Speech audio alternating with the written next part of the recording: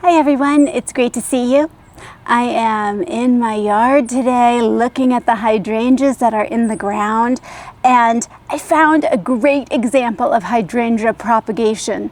Not hydrangea propagation that I did, but propagation that this beautiful bush did for me. So this is a blue heaven hydrangea. It's a macrophylla, and actually if you are looking for a hydrangea with the really big, round, luscious blue balls of flowers, Blue Heaven is a great choice for you. It was one that when I saw at a nursery a few years ago, I loved. The first year I had it in a bag. I used it as a centerpiece in one of my bags in the pots. Then I decided to move it to the ground and it bloomed great. Oh, I do love it. There was only one blue hydrangea bush here. This baby. Now I have two blue heaven hydrangeas. And what happened was one of the branches was laying down across the ground and it stayed there. In fact, I can see where it broke off, and that rooted into the ground, but that branch fed this part of the bush. And sometimes if you are lucky and you have one of those branches that just lays on the ground, it will send out its own roots. And once that roots in well, this just broke on its own, or you can cut it and you have another bush. So I'm actually thinking I'm going to take this little guy, dig him up and move him somewhere else, which I can do now, which is great. This is the only way that you should really propagate, because you're not propagating them, those hydrangeas that still are trademarked.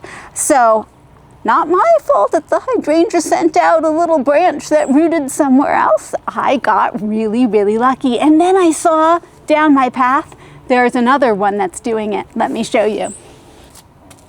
I'm a little further down my pathway here. This is Magical Ruby. I have two Magical Rubies. They bloom the most gorgeous, deep, rosy pink. I love them. And you can see how this branch has fallen down and it's gotten covered by some dirt, and we have some new growth here. I'm sure that if I lifted it up, it would show you the roots. I'm really tempted to do it just so you can see them, but then again, I really want another little baby Magical Ruby. So when I'm cleaning up the garden this time of year, I try to keep my eyes open, because this would be really easy to pull on what looks like a dead stick right there and yank that out. And if I did that, I would quickly replant it.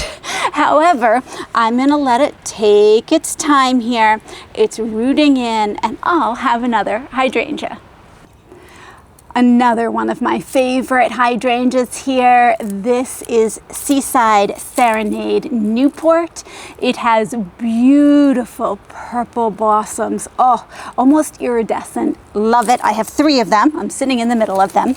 But I see that this branch is just naturally laying here. Some people would help this propagate itself a little bit. Can't hurt. You could pin this down and put a little soil over where it's in contact. Maybe scratch the hard outer shell off of the outer shell is probably not the technical term. Scratch the outer part of the branch so you see some of the green underneath, and just let it be. But to make sure that it maintains that contact with the ground, this would be a prime branch for it to propagate a new little plant from. I just had to show you that. Who doesn't love a baby hydrangea plant? Now, you might have noticed that some of my hydrangeas still look kind of stick-like. I usually wait till the end of May, last of May. It's tough because everything is blooming to really cut out those branches that I'm not sure are alive or not. Some of them I can tell are really dead. And usually the branch looks kind of scaly and dry, it breaks real easy. You can test to see if it has life in it by giving it a little scratch with your thumbnail and uncovering whether any green shows or not. And if there's green there, it's alive. So here's a great example. This is a very dead piece. It has very peely bark. I'm going to take and I'm going to scratch, and nope, it's just all brown. Then I look over here.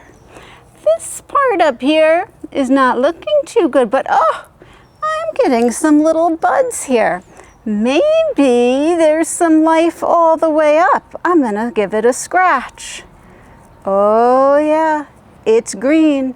This part is still alive. So these are the parts that I wait to cut back because I'm like, ooh, this still could send out some leaves. Look at how this is here. But if it's really dead, those you can cut. I guarantee you it's okay to wait till the end of May to cut them out. Thanks so much for joining me, and I'll see you in the next video.